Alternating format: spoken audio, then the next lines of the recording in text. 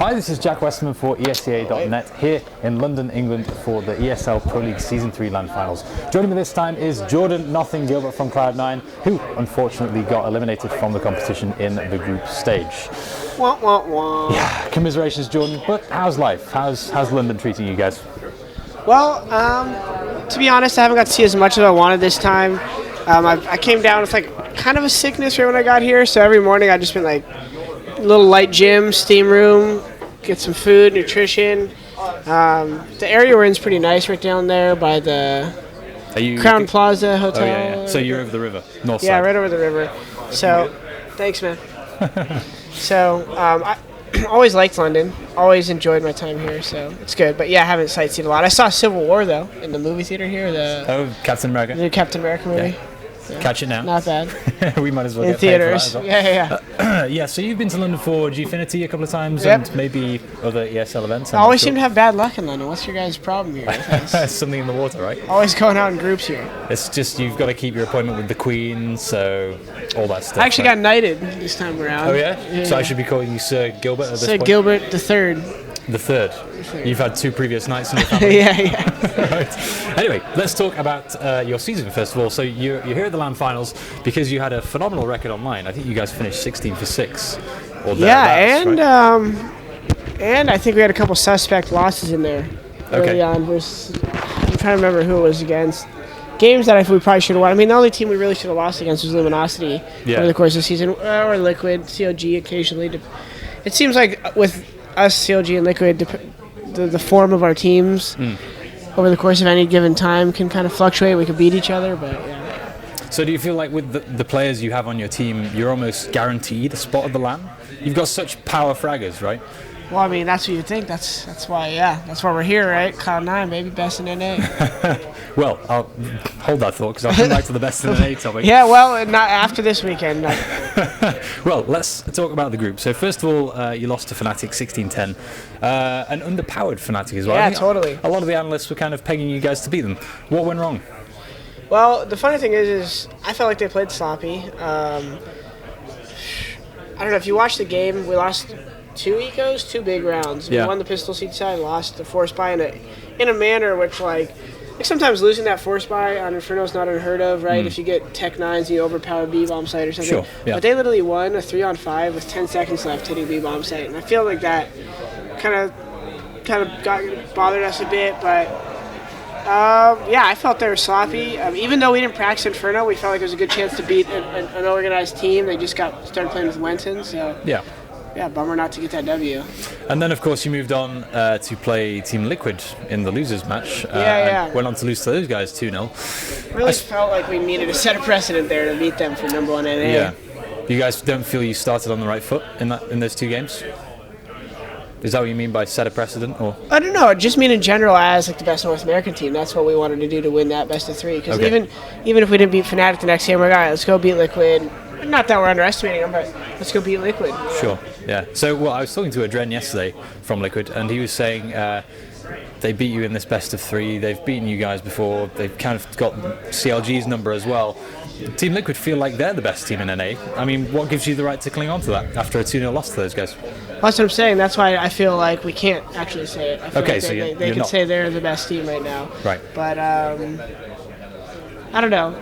I feel like without Simple, and I don't know if they need a coach again or something, I feel like they're still playing really basic, and outside of them just beating us, they're going to have to do quite a bit to be where they want to be as well. Sure. Okay. Well, let's talk about you've had a few roster changes in the last few months, right? You started off with Stewie and then Slemmy. Yeah. Stewie started off struggling when he joined the team. He wasn't looking too hot during the major. I think people were talking about his performance, but as of late, he's been stepping it up a little bit. He's been improving. Do you feel like he's more of the team these days? Yeah. I mean, Stewie got some criticism in the past for stream antics and things said on stream, but of course, that stuff is always based on the context of what's happening, right? They're playing rank S or 10-mans, and of course he's somewhat young, and maybe he cracks jokes at the wrong time or something, but he's a competitor. He played basketball. He played other sports where, he knows what it's like to be part of a team. Yeah. And I think it took him a little bit to get into the feeling comfortable on our team and what his role was. He wanted to be an entry fragger, but we had fREAKAZoid. And I think actually after fREAKAZoid left, and he found more freedom because we needed someone to make plays, we're like, hey, yeah, Stewie, let us know when you want to do things. And I don't know if it's because fREAKAZoid left or because we said that to him, but he's been feeling a lot more confident lately, and I think that helps. Sure, yeah. Well, I imagine he's got a lot of talent, for sure. Absolutely. And you mentioned streaming, so you guys on Cloud9 are kind of all big streamers, right? Lately, I haven't been streaming as much, but not so Shroud, much. Of course. Shroud, yeah, big time. And fREAKAZoid used to fairly often. I know he's gone now. Is it just Skadoodle who doesn't really... It doesn't seem like he ever got into that? Yeah, I don't know. There's whatever aspect you want to look at of it. I don't think he enjoys playing the pickup games as much. Sure. Like in his free time, when he plays CS or studies CS, he just wants to like watch a demo or a deathmatch. Yeah. So I guess the stream thing just doesn't tie into like his free time as much. But he always says, "Hey, I want to stream more," but then never does it. Just doesn't do it. Do you think streaming is a distraction as a professional Counter-Strike team? I think you have to have your priorities, and I think if you want to put streaming in your life, it's totally possible. You see it Fallen streaming a lot. I think it's just like you said, you have to have priorities. In the past, we've had issues with some people on the team, but the issues are always, like I said, it's based on the time, how much practice they're putting in. If they're showing up to practice every day and do what we need, it's not bad. But if they're streaming all night and they're tired and they're not playing like they shouldn't practice, then it's a problem. Exactly. Okay. And of course, your most recent addition was Slemmy. Who's kind of going through the same process that Stewie did a while ago. Yeah. Starting off a little rough, but getting into it. Am I right in thinking that he's calling for you guys? Yeah, he is. Yeah. Okay. Why the decision to let the newest guy to the team? Because presumably he doesn't. Well, that's why know we recruited you guys. him. So we honestly were just like, for me, calling like, I don't know. There was like a crossroad we hit where it's like, Jordan could call and lead the team, but I told them, I was like, to be honest, I don't feel confident for another I'd probably need another 3 to 6 months, somewhere in there, depending on how things go, to really feel comfortable, like leading practice, leading the strategic side of it. And I even posted something on Twitter one time because my team was getting a lot of crap from everyone in the forums, like, oh, they don't have Sean anymore. I was like, listen, I am struggling. Like, I am looking for help from the boys, and I remember some people gave me crap, like, why would you say that out loud? I was like, it's not. It's just me saying that I'm inexperienced in the role. Like, I'm not like ashamed of it or anything. So we were looking we played as a Dren a bit. Yeah. And I don't know, we were looking for a strat caller kind of to come in and help us tie things together. And so Slemmy had played with Stewie in the past. And Stewie's like, hey, great teammate, good strat caller, very concise with his calling, and it could bring something good to the team. So that was a shot. I mean, we needed someone too. Like, sure. Ryan. Some people think we cut fREAKAZoid, but he just left. Kind of just left out of nowhere. Just wasn't. I don't know if he didn't feel the team house. We still don't exactly know why he left. To be honest, he just didn't want to be part of it anymore, so he left. Do you think because the bullying thing was a really big deal, and it definitely bothered him? Some people take that to heart, right? Do you think that had any impact? I think maybe that, and some other things that went on in his personal life that maybe made him miss home or something, and he just wanted to get out of the team house. And there's no real hard feelings. We just kind of got caught off guard by it, and then we needed a fifth. And then, to be honest, Slemmy wasn't our first option. Yeah. But a lot of the people we wanted, either the buyouts cost more than the next 5 lands we would win, or or people just weren't available. Okay, it's getting to that stage now where buyouts in esports are huge. You basically have to see out your contract these days, right? Yeah. Is it? I mean, is that a bad thing? Does it tie you guys down? No, I think the only bad things is there's not a lot of synchronization in terms of when contracts are ending. So when you look for a gap or a window to pick up someone, it might not align with yours. So I'm part of this players association right now where we're trying to start initiatives like this where we could try to push people to restructure their contracts to maybe end beginning of December, so that December to January 1 is maybe a window to make those decisions. That's like the standard, almost like a season, you would say. Yeah, because right now there's leagues like ESCA or ESL, they try to give you a roster window after their league, but I don't like that because I feel like it makes people think they need to make a change. So they in their mind, what should we change? We have 2 weeks to change it. Whereas I think leagues should allow changes at any point in the year. Yeah, I understand the reason they do it is to stop people just jumping on a winning roster, though, right? That's yeah, but at our level, it's if that's really happening. Yeah. I don't know. No one's really trying to clan hop, if they're just trying to make the best team in your respective nation. So you think the rule is perhaps a little bit outdated? Yeah, I think you should be able to hop at any point. Okay, and you mentioned a players' association, and in the news this week, there's been this WESA thing, WESA. Yeah. Cloud9 aren't a founding member of that, as far as I'm aware. I don't know how much I can speak on that, but I'm pretty sure we were contacted. I think it just aligned better for the European teams at the current point in time. Okay, what do you do? I mean, does Counter-Strike need that kind of governing body? Do you think? For sure, but I don't know. I just want to know more details as a player. So, I was reading their mission statement and stuff and some of their literature here at a press conference, and the only thing I didn't like is it made it sound like there's all this inclusion of the players and their feedback, and I saw Get Right on the panel, and I think Taz had a quote in that paper, but I don't think. I don't know how to. I'm trying to figure out what I could say. Have to be political here, right? Well. I just think that we got to be careful with exclusivity. There's not exclusive right now, but in the future, I don't blame some of these companies for being selfish, and I'm not saying WESA is being selfish, but obviously ESL or DreamHack or MLG, everyone would love to be the main league, like the NBA of esports and NHL. Yeah. Of course, right? You control that. You can control all the media and the sponsors that come in, and you can help negotiate the buys and all the ad buys and stuff. So it sounds great from a business perspective, but what we need to be concerned about, which is why I think an association concept is good, is the ecosystem of esports and what the best global structure is for the sport to grow and to have not just the top 12 teams in the world have a chance to play, but all the amateurs and everything to grow, and not just in North America and Europe, but Asia or South America or India or wherever. And I just want to make sure everyone's being included, and some things worry me about WESA because I see them contacting this elite group, and it's one thing to have a board or advisors from the top group, but it's another thing to make it restricted or limited to just those premier teams. So what steps are you taking with a players' association in that direction in that case? Well, if WESA is not the thing for you, what are you going to try and build instead? Well, the thing is, we're just trying to be unified, and we are, but we don't. We're so busy worrying about what we're doing as players that the leadership and when some of these organizations basically have tried to contact the players, but they don't know which one person to talk to because it's kind of like a group of us. Yeah. So right now, the goal is just to have better representation, one guy who then not necessarily a lawyer or something, but who could work with lawyers and help us, because none of us. Not everyone here is going to have negotiated ability. I might know what we want, but it doesn't mean I'm going to go be critical and stern with all these big organizers and stand in front of them. I will represent the best interest, but I also have to worry about my job as a player.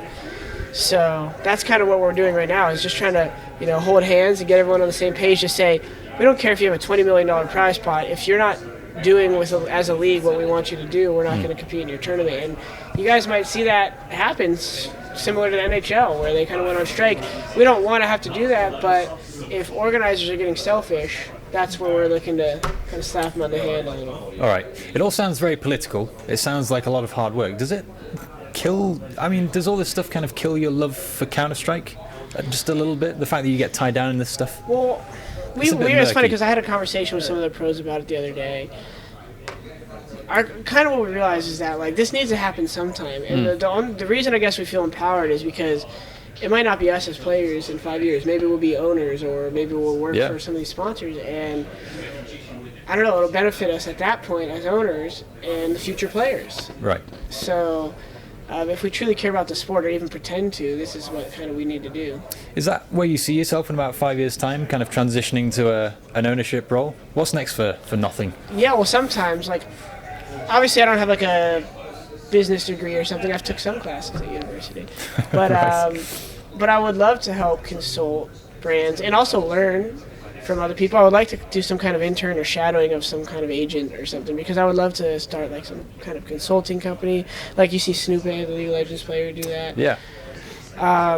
Just to be able to expand the scene that helped me grow into the person I am. I think it could help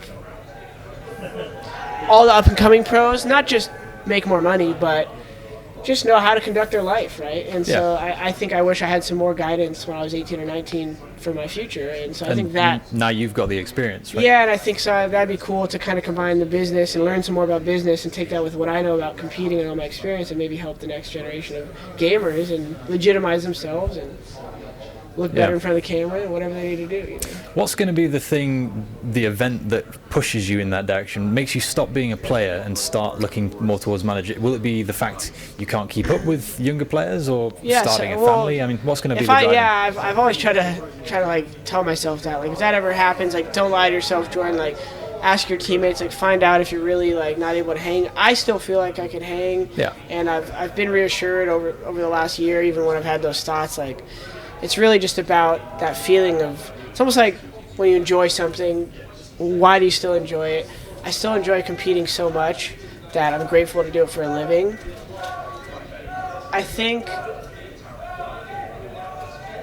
part of it too is like a novelty obviously has faded, being a pro gamer. Sure. But competition still hasn't, so I guess that's the only hint I have that I still kind of want to do it. Because other than that, being at the tournament, I for sure want to do it. It's just when you're at home, you're like, I just want to be at the tournaments. Like that's where you got to push yourself. And I guess when I was younger, it was a bit easier to want to play Counter-Strike 12 hours a day and not go outside or whatever. So I need a little bit more balance these days, like exercise and stuff and whatnot. So I have forearm issues coming out from sitting there gaming so much. So things like that, obviously. But competing itself and being here, I would do forever if I could. You know. Absolutely, Jordan. I've just got a couple more questions before I let you go. It's been a long time. That's fine. I'm not doing much. Not competing. Well, I mean, we're watching the grand final in the background. Yeah, it's right here, 13-12 map too. Yeah. So Luminosity on the way back. Who's going to take this? Do you think Luminosity are going to? Have they impressed you guys? Well, obviously they're the major champions. Who's been more impressive of these two teams, do you think? Well, G2 she's showing a lot of like determination and skill. What's his name, the new guy? Body's playing on really G2. well. Yeah. Body's playing really well on G2. But Luminosity's got a lot of resilience. As the Brazilians. They, I don't know, every time you talk to them, you could tell they got that fight in them. I don't know. It seems to stem from Fallen as well, right? Yeah, he's like the driving force. He's the heart. Definitely. So it looks like a good final. I honestly didn't assume. I thought NIP would be in the final before. Yeah, they lost to GT. Yeah. GT beat them, right? Was it GT? No, GT played Fnatic. They lost to Luminosity. NIP lost to Luminosity. Yeah. So. Interesting. So you thought you had that? If that wasn't the route, but yeah. When I look at the teams. Okay. Paper. And when you guys get home from this tournament, you lost in the groups. Have you We have a similar group now in E-League next week. Liquid, Renegades. Right. So have you learned lessons here that you're going to take to that tournament? Yeah. Well, one thing is we had a coach behind us this tournament, and one thing that happened a lot this past couple weeks since everyone's kind of new is a lot of opinions mid-round. We're not used to having a coach. So the coach says something, then the in-game leader says something, then Stewie's pretty vocal, I'm pretty vocal. Yeah. So just finding that middle ground. And so we practiced yesterday from the Face-It office. We're going to practice all next week. And it's not just scrimmaging, but just a lot of conversations need to happen so that we understand why people want to do things and whatnot. Because it's one thing to say, hey, we should walk through this corridor versus this is why we should walk through this corridor. Do you feel like that's almost indecision creeping into your game? I know when Sean was calling, he was always do X, do Y, do Z. This needs to happen that's here. The thing is, though, is Slemmy came in as a strat caller, like you said, and doesn't know us and is a new guy in the team. Okay. So he's trying to provide structure, but at the same time doesn't know all the little schemes maybe that we want to run or something. So I've been super understanding, but some other players on the team randomly, it's not that they're not understanding, but they're just being more forceful, like, well, I want to do this. And they don't really tell them why. Right. Because it's the heat of the moment, and they got to understand sometimes you got to give that little extra, this is why we used to do this, let us try this, rather than I'm going to do this.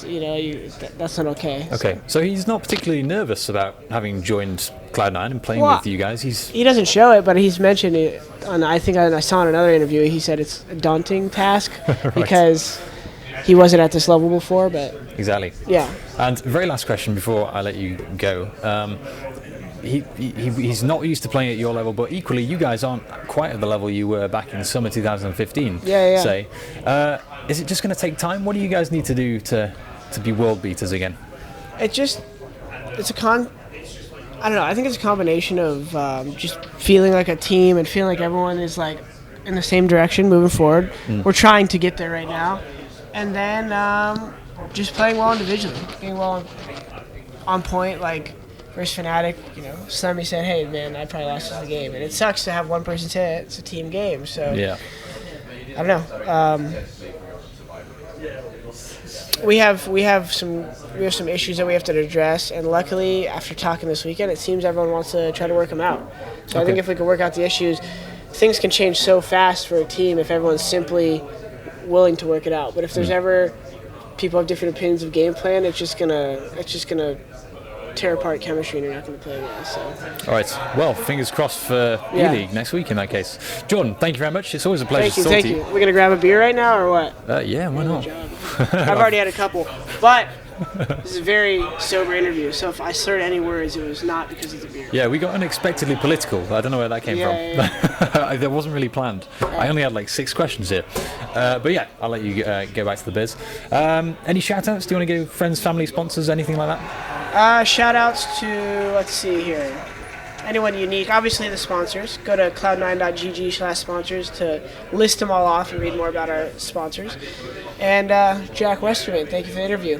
Thank you very much. It was a pleasure. And yeah, really good luck for next week. E-League, I know it's a big deal. Appreciate it. So, thanks again. Everyone at ESEA.net, stay tuned for more coverage here in London, England.